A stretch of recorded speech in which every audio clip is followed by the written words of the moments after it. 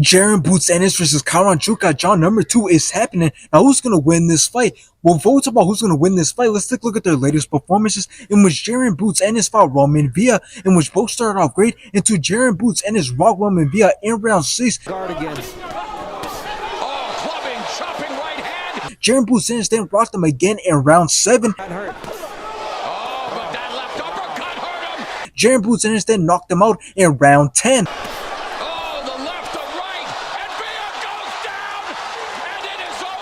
After this, Jaron Boots Ennis went on to fight David Avanesyan, in which Jaron Boots Ennis started out very fast, dropped David Avanesyan in round 5. The thing about Boots is he's staying in there. Oh no, was that a knockdown? And David Avanesyan ended up quitting on the stool at the end of round 5. Let's take a look at Karan's latest performances, in which he fought Pietro Rossetti, in which Karan landed some great combinations, took control of the fight, put a lot of punishment on Pietro, in which the wrestling enough and stopped the fight in round 9.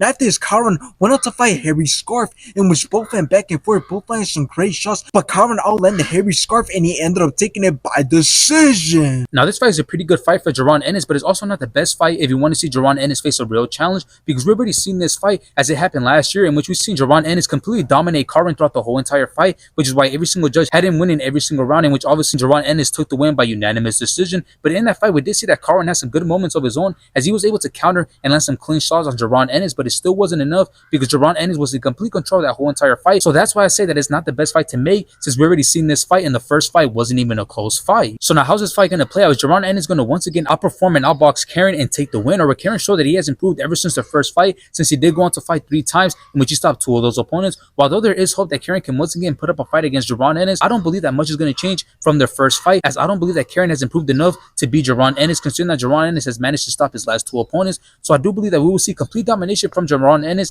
and he might be able to get the finish. So in the end, I think it's obvious that I'm favoring Jaron Ennis in this fight, and he will continue to stay undefeated until he fights an undefeated fighter, or until he fights a fighter with a lot of high level experience.